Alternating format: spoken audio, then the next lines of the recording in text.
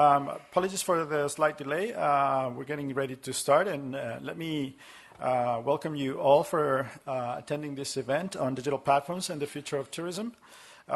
We are honored to have during the day two ministers of tourism participating, Her Excellency Lina Anab from Jordan and Her Excellency Catherine Akefu from Ghana.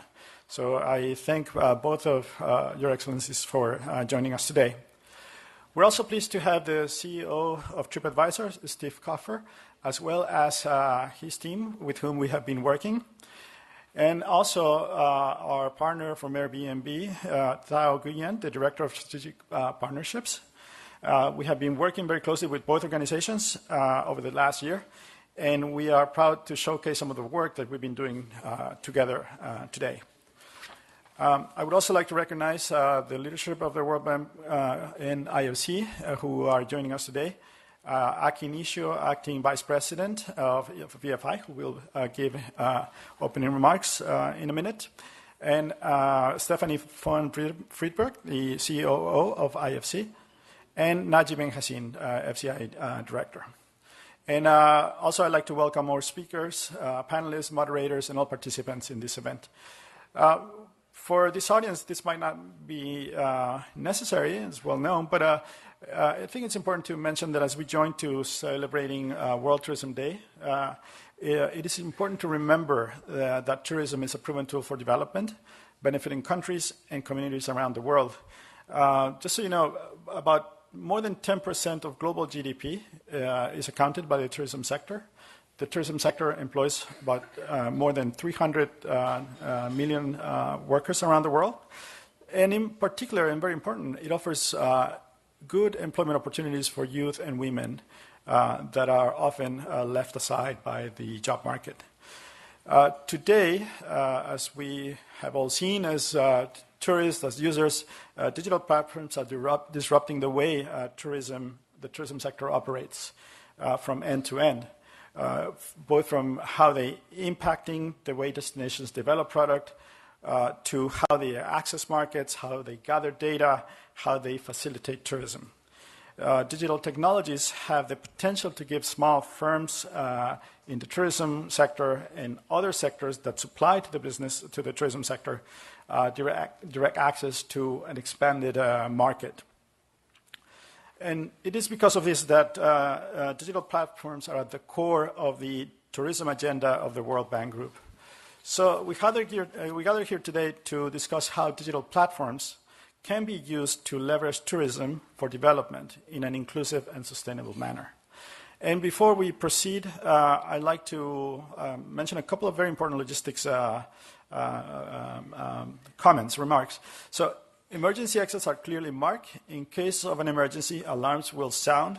Please leave your bags in the room and exit through the nearest emergency exit and use the stairs to go up to the lobby and out of the entrance.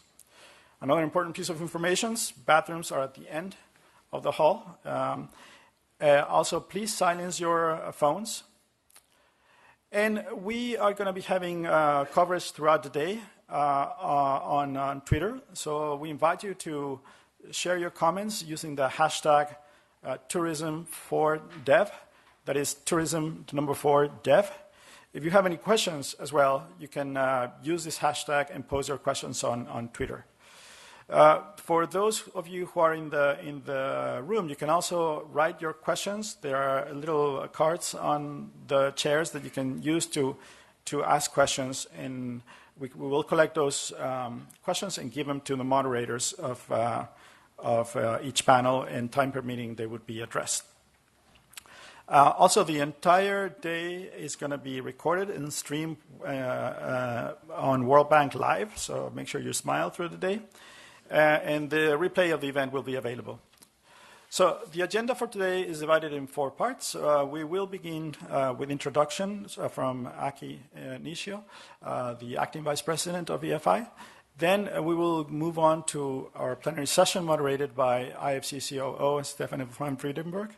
And it's a high-level question that will look at the future and motivate the next sessions. The following session is on user-generated content.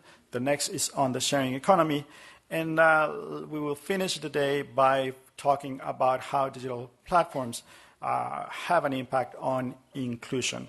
And after the event concludes, we invite you to join our networking reception just outside. You can also find more details about the speakers, their bios, the agenda on the event page. And without further ado, I'd like to thank Aki Nisha for coming and opening this event. Thank you, Aki.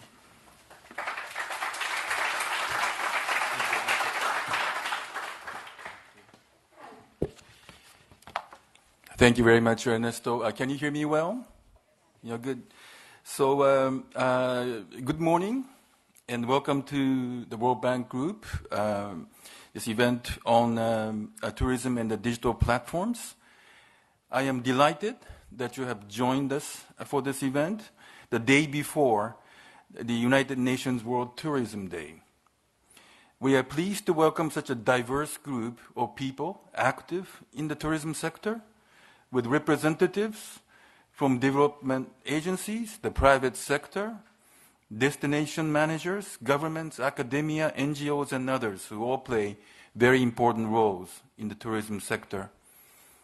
Thank you all for joining us. I think we have a great day ahead of us. So as Ernesto said, please keep smiling, which is not, I'll try to keep smiling as well. Now, when we think tourism, we often think of the treasure of beautiful locations and meeting interesting people. Yet today, we are here to think about how visiting such locations and interacting with such people can boost the economy, create jobs, and support infrastructure development. In fact, without even leaving your home, your behavior on tourism websites and mobile apps also impacts destinations. That selfie that you took on your vacation generates a valuable data point for destinations. That Airbnb accommodation that you booked for your family, for your vacation, allows a local to generate valuable income. These behaviors have become part of our DNA and have an impact on the tourism industry and also communities far and wide. While we all travel a lot, the economic impact of tourism is not widely known. Tourism is a vital sector supporting 313 million jobs worldwide, with benefits spreading through a vast supply chain, worth over US $7 trillion and growing. Tourism is the largest service sector in the world and accounts for 10.4% of global GDP. That percentage is forecasted to grow an average of 3.8% per year over the next 10 years, so that's a very rapid pace. Tourism is especially valuable for emerging and developing economies. At the World Bank Group Tourism Forum in 2015, World Bank President Jim Yong Kim noted the sector's ability to create jobs, attract foreign investment, and conserve wildlife and biodiversity. Simply put, tourism can play an integral role in fulfilling the World Bank Group's twin goals, and they are ending extreme poverty and boosting shared prosperity. Going forward, our objective is to enable public and private sector stakeholders to build competitive, sustainable, and inclusive destinations that boost economic development. This requires working together to transform tourism assets into reliable sources of income, to create sustainable jobs, and to address market failures that restrict growth, inclusion, and investment. The bank group works across many aspects of tourism, from advisory work to loans and investment. And as you will experience today, we contribute to knowledge through research collaboration and events such as this one that take the dialogue further on the what and the how of this dynamic sector. Today, we are discussing this year's World Tourism Day theme, which is Tourism and the Digital Transformation. Digital platforms have disrupted the way tourism sector operates from end to end. We know that a digitally advanced tourism sector can improve entrepreneurship, inclusion, local community empowerment, and efficient resource management, among other important development objectives. Today's discussions will help us to further explore the opportunities and challenges provided to tourism by technological advances, including big data, artificial intelligence, and digital platforms. This program also reflects Dr. Kim's leadership in recognizing how disruptive technology can be mobilized for development.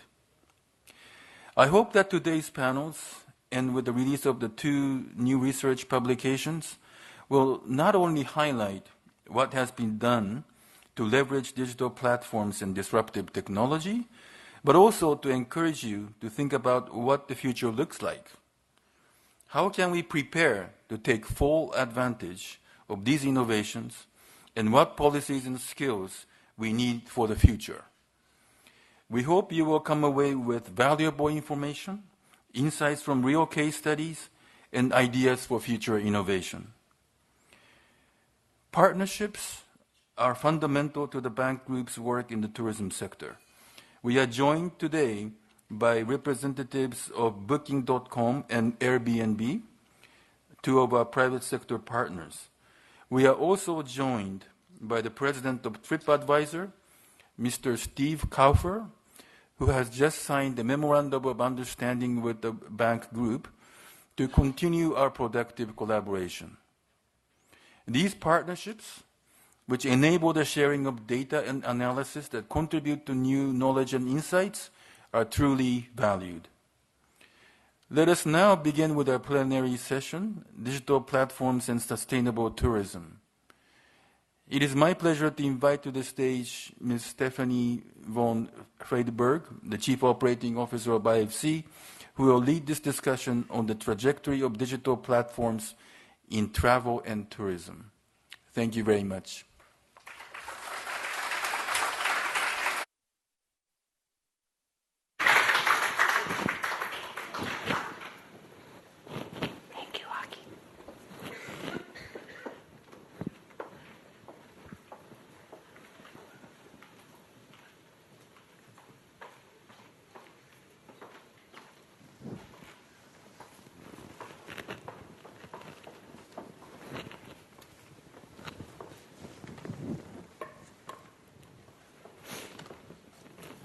Good morning, everyone. Thank you all so much for coming. When the team actually asked me if I would be willing to do this session, I was so excited. And many of my staff said, well, why would you want to do that? And I said, I love tourism. And tourism in IFC has really waxed and waned. And we've gone back and forth and tried to decide, is tourism good for development? And for years, we would do high-end resorts, and we would think about business hotels and resort hotels. And then we would decide, it's not good for development. And I think when I came back to IFC after spending 5 years at the bank, and I look at the 2 really audacious goals that we set, so alleviating extreme poverty by 2030 and creating shared prosperity. The only way we get there is to really lean in, and I think tourism is an area where IFC in particular and the private sector needs to lean in way more. So I'm very excited to be here today. And I'm sure many of you in the audience know this, but tourism is the 2nd largest jobs generator in the world, and it actually generates twice as many jobs as the automotive industry. So again, when I think about how do we create shared prosperity and we alleviate poverty, jobs is going to be critical to that. And what's more interesting from the IFC perspective is that jobs are also very good for women and for youth. And we know that we have a youth bulge that is coming in emerging markets. 700 million young people joining the workforce. That's 1.7 million jobs a month in Africa. And if you think about the potential, where are we going to find the jobs to actually help those young people be employed? And so I think it's a very interesting challenge. And I was actually with Jack Ma not long ago, and we were talking about his trip to Africa. And he came back and said, well, I'm really interested in tourism. And I was expecting him to say, I'm interested in technology platforms and figuring out how I can create an Alibaba in Africa. And what he said is, 13 million Chinese left China last year and went to Africa. They spent 40% more than the average American or European. And he said there was roughly 140 million Chinese, middle-class Chinese, who left the country on travel. And he said if we could have 20% of those in Africa, we'd double the size of Chinese tourism. Very interesting idea. So we've been giving a lot of thought to what are we going to do to tourism. And then there's the whole question of the millennials. And how do the millennials have kind of that touristic experience? And when you start talking about millennials, you naturally then start talking about technology, because millennials use technology, which is really the genesis of our conversation today. So for those of you who know me, my great love is technology and how we use technology in development. So I'm actually really excited to be here today to talk about what role technology can play in tourism and how we see that playing out in emerging markets. So we already know that Airbnb has 4 million listings worldwide. That's 5 times the amount of rooms of the 5 largest hotel companies combined. And if you think back to the World Soccer Championships in Brazil, 1 in 5 people stayed in an Airbnb. So it begins to tell you that we are changing the nature of tourism through the use of technology and through the use of peer-to-peer platforms. And together with that, then we have user-generated content. So we have great companies like TripAdvisor who have been able to bring user-generated content to the table so that people could make different decisions. And as a matter of fact, we have 2 great publications, and I would encourage you, they come out today. They're both on these topics. I would encourage you to pick them up because I think they're going to add value to the conversation. But there's downsides to this. So we know that there are issues with user-generated content, and if you just have followed the U.S. elections, you know that technology now has the ability to manipulate content as well. And so we need to figure out what are we going to do about that. Would you look ahead, we think about robotics. I mean, Marriott's already playing with robots in their hotels. So a robot will bring you your food, or a robot will interact with you at the counter. So the ability to create the jobs and what kind of skills we're going to need, I think, will be another really interesting thing for us to talk about. And then really underpinning all of this, and again, where does this come back to what the World Bank Group is doing is this only works, technology and tourism only works if the world is connected. So 60% of the people in Africa live offline. Interesting idea to have tourism in Africa, but if they don't have the digital infrastructure, they don't have the digital fluency and the ability to use the technology that exists, we're going to continue to widen that gap between the haves and the have-nots. So I'm really eager to get the perspectives of our panelists. We have a very illustrious panel. Mr. Steve Kaufer, who is the president and CEO of TripAdvisor, and also TripAdvisor was very active in helping us put together one of our publications, so I'm glad to have Steve here. Her Excellency, Lina Anab, who is the Minister of Tourism and Antiquities in Jordan, and Jordan's actually been doing some very interesting things around tourism in a very difficult region, so I'm looking forward to a conversation. We have our own Leslie Goh, who is the Chief Technology Officer for the World Bank Group, but also a former Microsoft employee and very knowledgeable about technology and platforms. And finally, Ms. Carmen Pejas, who is the Division Chief for Labor Markets at IDB, where they've been doing a lot of work around how does technology disrupt the workplace. So I think she can add some very interesting input in terms of skill sets. So why don't we get started? Steve, let me start with you. You really have had a front row seat watching technology and changing tourism. In your entire experience in TripAdvisor, what was that piece of technology that really surprised you? I think when you look back, call it 10 or 20 years, you think about just the sheer volume of information that is now available to everyone, everywhere. So let's parse the how one traveled 20 years ago, and it might have been a guidebook, and it might have been something you took with you, or a recommendation from somebody who might have been someplace ages ago. And that bred a ton of uncertainty. It bred a ton of, I'm not sure if I should go there, let's just go to the next town over instead. Interesting. And when you think today, you've got this magical device in your pocket. It's communicating with your friends, your loved ones, anyone you want to, your phone. It's got maps. It knows where you are. It can help you get anywhere. And it's got all the information you think you need to have a fantastic trip. So it's really opened up, that device with the information that's on it has opened up the ability to travel much more comfortably than you ever thought before. And when I think back 10 years, I think that's really fueled the growth of interest in travel. Hmm. So I mentioned earlier that user-generated content has lots of upsides. But it can be manipulated, and there are risks. So what do you see as the biggest risk now and in the near future at that intersection of technology and travel? Sure. So for any site that has users contributing content, you're going to get a wide variety of opinions, of course. Some you're naturally going to agree with, some you'll disagree, but really it comes down to how much can you trust what you're reading. And I mean, when you think of a site like a TripAdvisor or an Airbnb or a site where you're looking at the comments on something and there's 5,000 comments, you have this safety in numbers. You've got, sure, some opinions on one side or the other, but it's almost a fact now that when you look at anything that's been reviewed enough, you're getting to the right answer.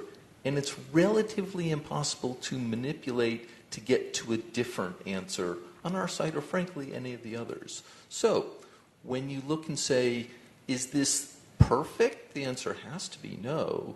But is this ability to get to the truth far better than anything we ever had in the past? Absolutely. And does it serve as a great feedback mechanism for businesses, for others, to help understand what they need to improve upon? Where could it go? How much better could this be by looking at both the good and the bad in a platform that offers user-generated content? Interesting. Thank you. So, Minister, when we were speaking yesterday, you were talking about urbanization and the trends in urbanization and the need to figure out how to bring people into rural communities. Can you talk a little bit about how you see technology and tourism being able to pull people out of the urban centers and back into some of the rural communities? Thank you. Thank you, Stephanie. Allow me to start by thanking the World Bank and IFC for hosting this wonderful meeting, and also the subject matter is really very relevant, and I'm very glad that we are speaking about this at this level and in this institution, because I think this conversation needs to start, and we need to be very clear about what's happening and how to go about it. Your question was about rural development, and let me give you the example of Jordan. For us today, we in planning for tourism, and I'm going to use Jordan as an example because once we did what we did, we realized that this is a trend that is not only in Jordan, that it's a trend that many countries, if not globally, is being looked at. For us in Jordan, we have iconic sites that are very well known. But what is not known are the equally massive iconic sites that are not being focused on enough. And then we decided, we need to start introducing Jordan and positioning Jordan in a way that reflects the diversity and the depth of the cultural depth of the country, because we know that demand is there for such experiences. Now, how do we curate them and how do we bring them to the fore? In looking at this, we realized that many of these sites are in areas that are not developed. And as we looked deeper into the issue, we found out that tourism is developed in Jordan in urban areas. So in the capital, maybe in Aqaba, the seashore that we have, Petra, of course, but Petra is a different story.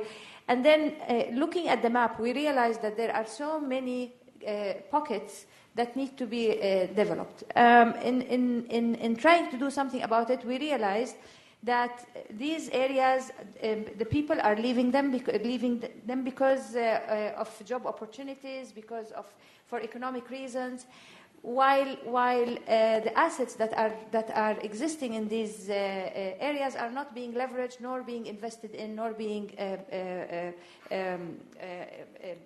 the potential was not being used enough. All of this gave us the insight that definitely we need to invest and we need to develop these areas. In order to do so, we realized that we need to invite private investment. Private investment is not interested because there is no demand. I mean, it's the typical demand-supply thing. And then all of a sudden, this whole idea of sharing economy started popping up, whereby we started realizing, yes, we cannot scale at the level that we have been doing by building a 500-room hotel. But maybe we can have 200 3-room entities, and those will give us the scaling that we want, but maybe at a horizontal level. Same thing we had with the transportation. We were very challenged with transportation. How do we bring people to and from these areas? And then, sure enough, we had the ride-hailing services, ride-sharing services that proved to be the answer for these challenges. So it was very, very organic. And then as we started looking for partners, Airbnb is now a very important partner for us in developing accommodation services in these remote areas. We found out that, other parts of the world are doing exactly the same.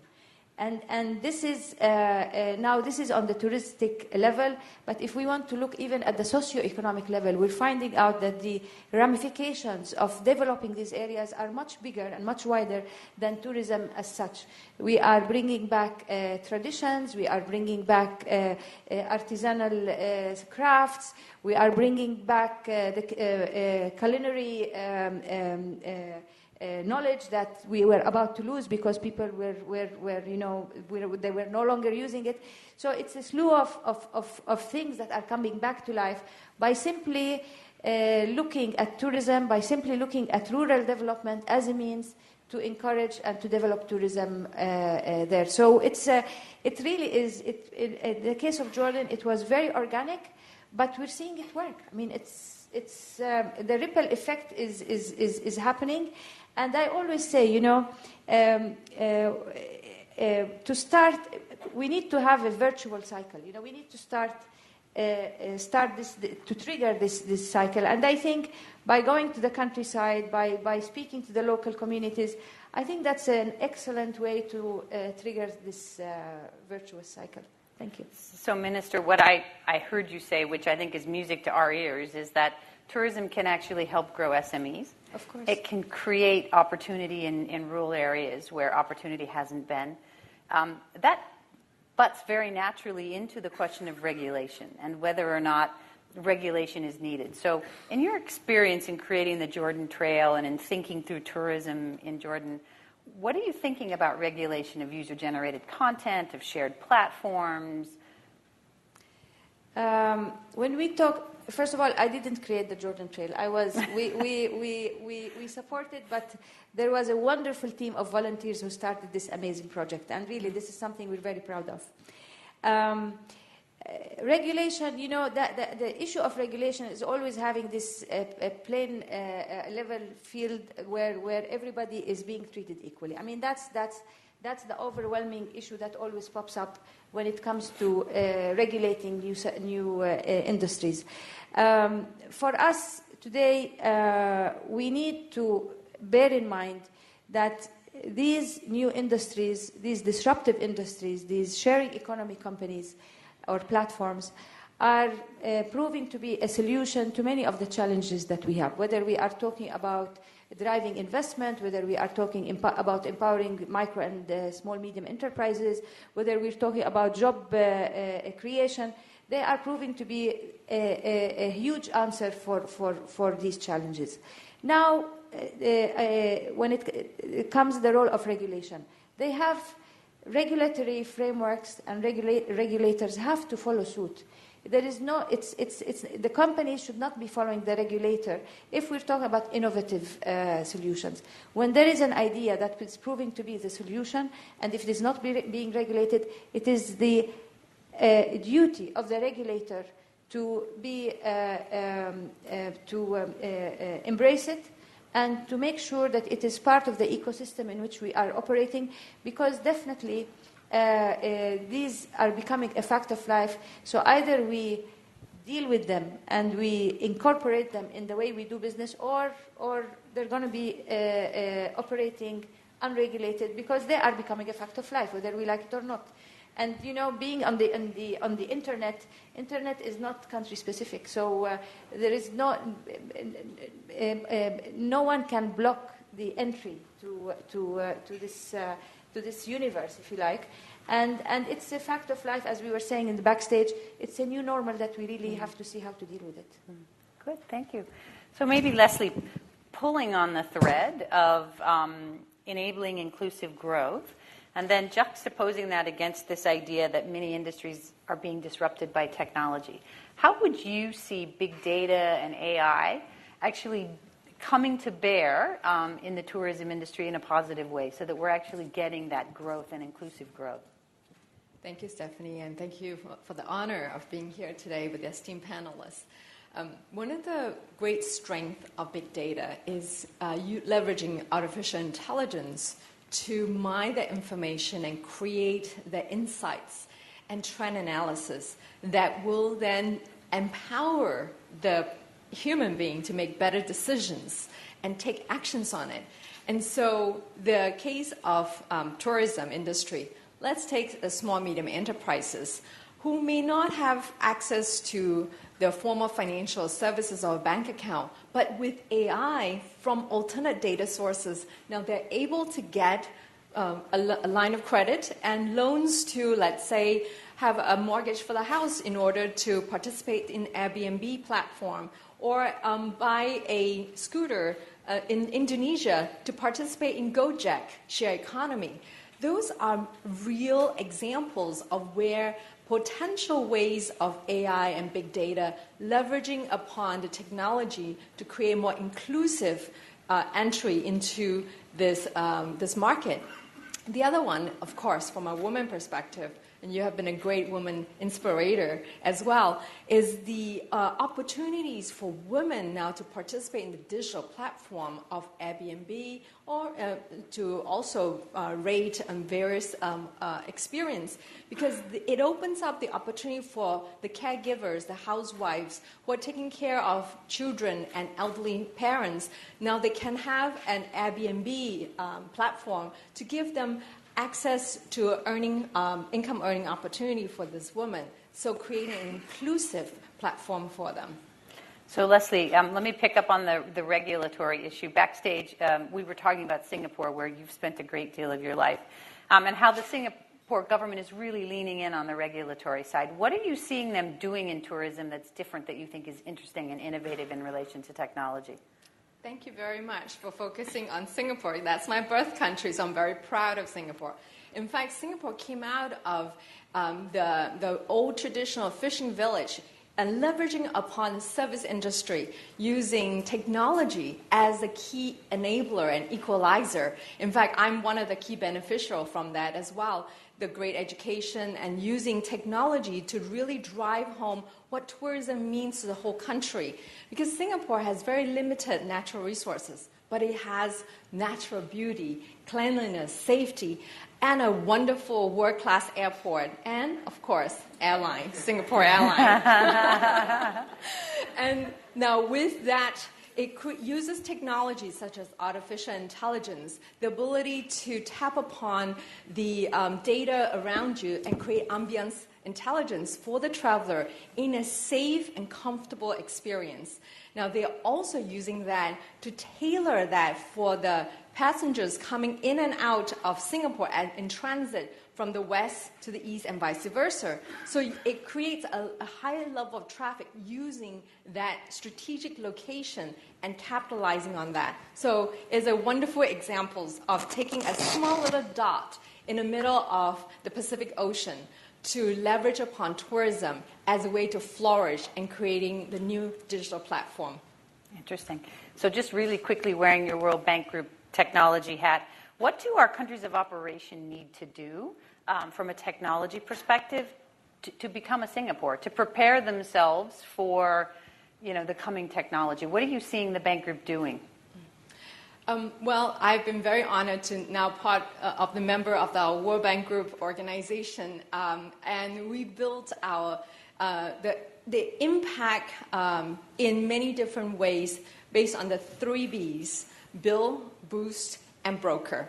For countries that are developing this digital economy for service industry for tourism, they could definitely harness the capability of digital platform by focusing on areas such as connectivity, building that core foundational layer that is so important to drive that and fuel that digital economy.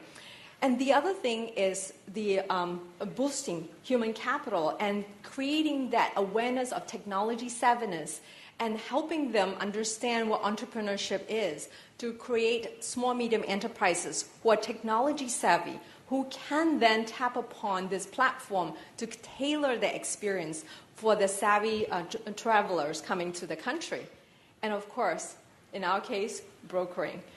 We bring together the private-public partnership from Airbnb, the data that helps us to drive that, the data-driven insights to help the government transform with tourism in order to help them understand where they invest and prioritize whether to spend on connectivity, on building better roads, better airport to attract tourists, and creating safe environments for the tourists to experience the local culture.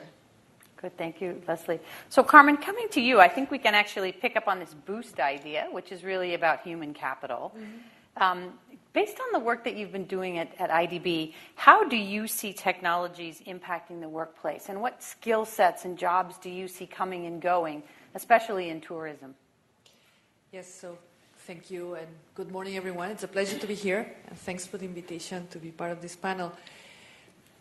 I mean, I think the short answer is that some jobs are going to be at risk, some jobs are going to be created, hopefully more, and then probably the majority of jobs are going to be transformed. So if I go for job destruction, we see up to now, I mean, we've seen the effect that internet and computers have done to the industry. The new wave now is AI and robots, which were not part of the industry as much as of the tourism industry as let's say, manufacturing. But according to data of the Industrial Robotic Association, the use of industry robots, service industry robots is growing very fast, 25% between 2014 and 2015. So what we expect then is that some of the occupations, some of the roles that we see today in the industry, roles like desk assistants, front desk assistants, call centers, travel agents, and very likely also fast food employees, will start seeing at the beginning some of the tasks they perform reallocated to machines, and then maybe eventually the whole job role is going to disappear. Of course, I think we'll see this first, and we are seeing this first already in Japan, in countries that population is aging and the labor is expensive, and therefore there is a business motive for automating. But I think this is going to be making their way into the industry. In terms of job creation, at the same time that we're seeing some tasks and some jobs at risk, we're also seeing opportunity for a lot of new job creation. And we are seeing that now the industry requires definitely many more people creating platforms. The developer job is probably one of the jobs. It's actually the job that's growing faster around the world. So we'll see a lot of that. We also see we'll need people that maintain and know how to operate those platforms. But also, and it's good that we have Steve here, I mean, social media managers, this is a crucial, managing your reputation online is a crucial job right now for many people in the industry. And then also collecting data and TripAdvisor is one example of that, collecting data to reflect on the service and to enhance the customer experience. So all of that these are emerging roles that will be growing that are already growing and will be growing probably much more in the future. Another strand of skills is what we call people-centric skills or soft skills, communication. There are many ways to refer to them. These are, in general, skills that require social. Basically, what it means is you need to have advanced social intelligence, which is basically the capacity to understand and to elicit responses from people. And the more we substitute some roles for machines, the more this human touch is going to be also very valuable. And therefore, people that are able to convey that experience are going to be very important. And then let me go just quickly to the last part. Most jobs are going to be transformed. So as I said, many roles, many of the tasks that people perform will be changed. So even though we don't see a lot of job loss, we'll see many people transforming their terms of reference. They'll need new skills. And also I think the emergence of digital platforms are going to be is already creating a whole new class of workers, independent workers that work through platforms, which require skills like entrepreneurship, being able to manage yourself in the platform, maintain your reputation in the platform, and at the same time which is creating, I think, opportunity, as Leslie also mentioned, for many people to interact, new people that can now have more opportunity to work in the labor market, but also the challenge that independent work at the core challenges the welfare state as we know it, because a lot of the protections that today go to workers go through contracts established in salaried work. So as this sector evolves, we'll need to rethink regulation, and I go back to this point. Also on the labor side, we are sort of stuck on the labor, on the social contract of the 19th century. And unless we move forward and we can decide, for example, whether platform workers have the rights of salaried workers or independent workers or something in between, we'll be in a sort of constant discussion that's going to put a lot of people in the limbo, and it's not good then to be able to develop the business and the protections for workers. Very interesting, Carmen. So I think millennials are going to be looking at this really differently. You touched on this idea of robots and robotics. Steve, I want to come back to you because backstage we had a really interesting conversation, and there was some disagreement about whether or not the industry would actually head toward robots. And I think you had a good perspective. And so I just want to talk to you a little bit about, do you think that hotels are going to be run by robots? Yeah, I really don't in my lifetime. So I think there's levels of automation. Who hasn't gone to a hotel and hasn't preferred to just show a little ID, get the key out of a kiosk, and not have to wait in line for a front desk? That would be great. And it will take another decade before, even though the technology has existed for 10 years, it'll take at least another decade before that's out in the wild.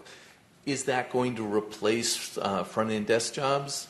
Maybe on the margin, but think about what you expect when you travel. You expect a lot of service. You expect a bespoke experience. I think as people start to travel more, as the world becomes a lot more social, people are relying more and more upon their friends, their family for recommendations, the branded sources that they trust, explicitly not the official types of content that have been the marketing strengths, but in fact the locals, in fact the friends who have been there that now want to share something and actually share it with the video, share it with the trust factor so that other people can experience it. That's going to create a whole nother segment of jobs, I believe, that would more than replace, I would respectfully suggest, a modest amount of automation in our particular industry. Very interesting. So, Carmen, how do our countries of operation prepare for the change in skill sets? What do we need to do to help them prepare? Well, I think because a lot of people are going to be changing tasks in the future as we sort of evolve into the acquisition of technology. And I agree fully that I don't think we're going to see like fully automated hotels like in Japan. We have examples of that. But definitely what we're seeing everywhere is that the tasks are evolving. And in order to do that, you need people that are able to perform those tasks. And that will require a lot of skills in the, as I said, digital and people skills. So how do we do that? Well, for now, I think the best practices that we know have a number of characteristics that I would like to mention. First of all, they tend to work with the industry to develop curricula that are based on the industry needs. So this is very important. I mean, we see, and as you were speaking, Steve, I thought we should create like a TripAdvisor of the training industry, because there's a lot of training companies that basically provide training that we don't know whether it's helpful or not. But the ones that seem to do well, that are well evaluated by impact evaluations, are very linked to the industry. They teach the skill of how to learn, which seems to be it's really showing to be very important these days. So it's not so much about these are the things you need. This is how you get the skills that you need now, but also how you get the skills, how you learn because you'll have a lot of stuff on the web and so on that you can learn on your own as things evolve. And then they have clear labor market insertion for the ones, for example, that target vulnerable, disadvantaged workers, have clear targets in terms of, and hopefully formal labor market insertion when that's in the countries where that's substantive, and focus on not only on digital skills, which are, as we've seen, very much in high demand these days and will continue growing, but also on people skills, this communication, this everything that means self-management, management of a person, management of emotions. And finally, provide certifications that are recognized in the industry. Thank you. So, Minister, let me come back to you, because yesterday we had an interesting conversation where I asked some of these questions on robotics, and your reaction was that it's going to be different in emerging markets than it is in the developed world. And I think you have a sense of the experiential nature that people want to have when they travel. So how do you see robotics and some of these things playing out in Jordan and in the Middle East? Thank you. I don't think I made the distinction between the emerging and the developed world. I was talking more in a general sense. Robotics and technology in general, I think, has already played a very important role in developing the way we think about tourism, and I think we're still at we're seeing the tip of the iceberg. I mean, with all the new technologies that we're hearing, when we hear futurists when they predict the future, it's a bit overwhelming. But at the end of the day, if we're talking tourism, let's stick to the basics. I mean, technology is definitely will play a very big role in augmented reality, in virtual reality, in probably presenting the sites in ways that were not possible before. In giving it will be a very big and a very important part of the visitor's journey. You know, when somebody's making their decision to visit a place, maybe such technologies will play a significant role in the decision. But at the end of the day, people travel to be with people. You know, travel is a people's thing. It's not even an industry. Makes it sound a bit mechanical. You know, we are all today. The more we are growing, we're feeling more and more the alienation, especially of big cities. So people, when they want to go, they want to disconnect. They want to feel. They want to go back to their humanity, and there is no better place to do that than to go somewhere and to experience, to have one's own senses experiencing this thing. So again, I will not underplay the impact of robotics and technology, but I also don't think that what tourism is about today is going to be transformed into something that takes away from the main core or main spirit of traveling, and that is experiencing, being with people and seeing, and having these authentic experiences that we all talk about curating and achieving. One very important thing I think it's going to be a challenge for many destinations. As we talk about certain technologies, we are risking emulating experiences in other places. And I think this is one thing that we need to steer away from. The world today is probably starting to suffer from a case of sameness, and maybe technology maybe technology is helping in that. And I think the secret and the key to differentiating oneself is by steering away from that sameness epidemic that we are seeing evolving across the globe. Very interesting. So Leslie, quickly, robots in Singapore in hotels? Absolutely. They're already experimenting that. As I mentioned, Singapore is like a petri dish of interesting experiments of science fiction and reality blended well together. I think in many ways, driverless car is already being experimented in Singapore. We talked about that. The opportunity to use AI to tailor the experience for me, it's important. As a tourist myself, I would love to do some research, but then to have TripAdvisor recommend some of the places, because I Happy to help. Thank you. And you have already. I depend on TripAdvisor on many of the user-generated content wherever I go for the first time. And I would love to be able to use augmented reality to shorten the amount of research on where I want to go. And now that you piqued my curiosity about Jordan, I would love to experiment and experience that and get my research done before I go there and experience it in person. Now, with all that said, there is opportunity for robotics to remove some of the menial tasks and shorten the amount of research that I need to do before I get there, so that when I get there, I focus on the immersive human experience, enjoying the culture and the wonderful food of the locals. So I think there's a place for technology, robotics, AI, and there's a wonderful place for human to build that connection between people and culture and history and arts and science together. Interesting. Okay, so we have time for one last question for all of you. I'm going to ask the same question to everybody. Carmen, we'll start with you. So fast forward 10 years. Tell us what your tourism experience is going to be like in 10 years. Always a difficult question.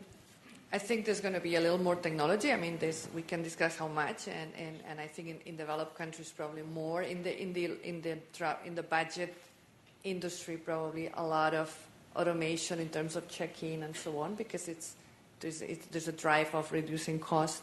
I think in the higher end, probably enhanced experiences and technology used towards that.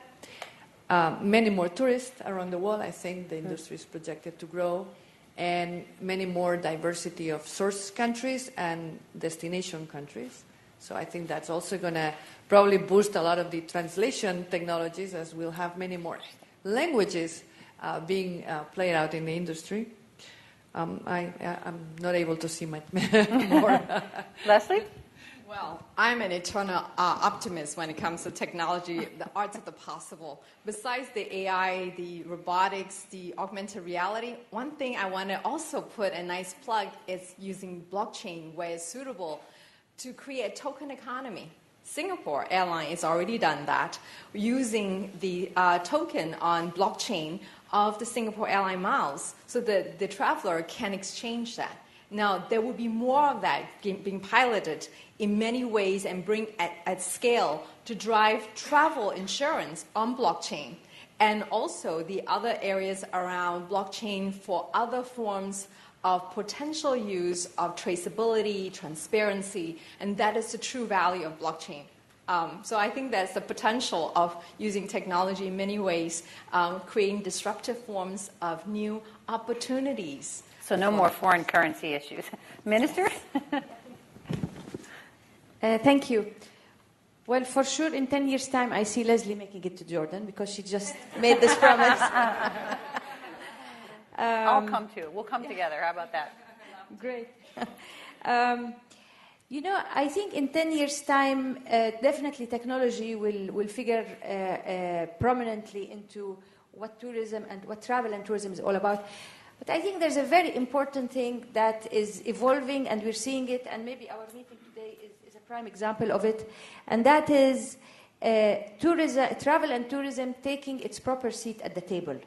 As a sector, as an industry, it has always been relegated as an important industry. But when it comes to really giving the commitments and taking its place as far as a true force for social and economic development, there has not always. It's been always, either it gets put under services or exports or whatever. And as an industry itself, I think it is evolving in a way that in 10 years' time we will be talking about it as a significant force, as a significant power, economic power that has had a positive impact on changing economies and as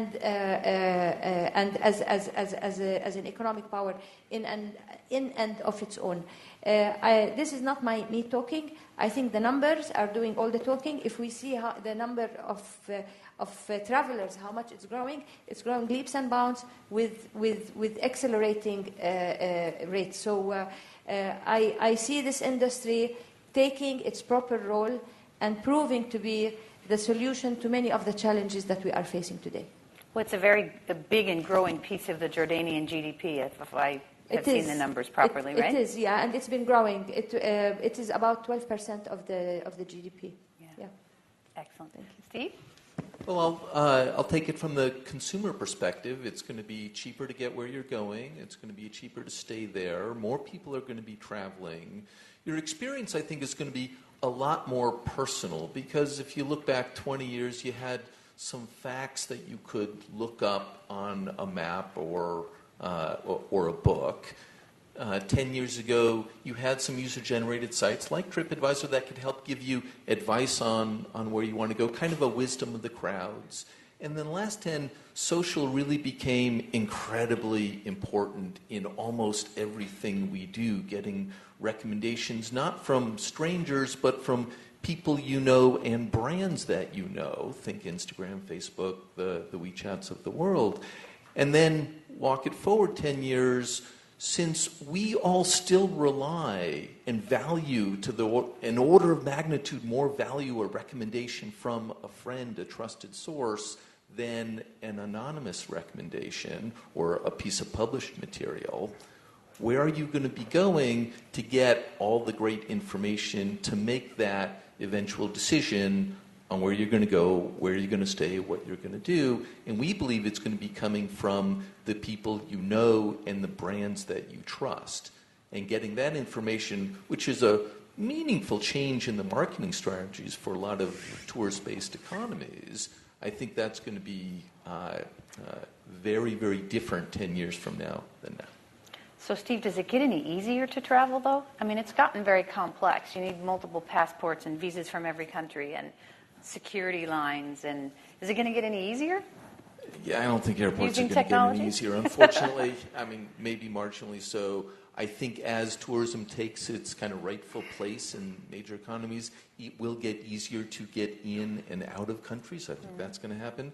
Airlines will continue to grow. It'll be continually easier to get to where you're going. So as much as kind of we all might complain about what a pain it is to get from here to there, wow, way easier than 20 years ago, aside from a little half-hour wait at the airport, which annoys us all. But you still get there. The planes land on time, and you can go to so many more places now than you ever could before. And when you get there, it's not just taxis. You now have ride-hailings. And I do believe you'll have autonomous cars that, for a segment of the population in some areas, will be an extra convenience to get from point A to point B. But if you talk about taking tourism beyond the Petra into the country, all of a sudden the big rail infrastructure, the 500-room hotel, it's just not necessary anymore because communication, internet, and my friend who went to that other destination just shared it on all these social networks, on sites like ours and many others,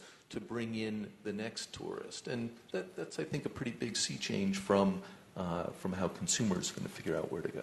So no Uber for airlines. I don't think so. Okay, so thank you all very much. This was a fabulous conversation. I know that you've come from near and far, and I think you've added a lot to the conversation. We have coffee, and I am inviting you all to the coffee break, which I think should be right out here. And thank you all very much, and I hope you enjoy your day.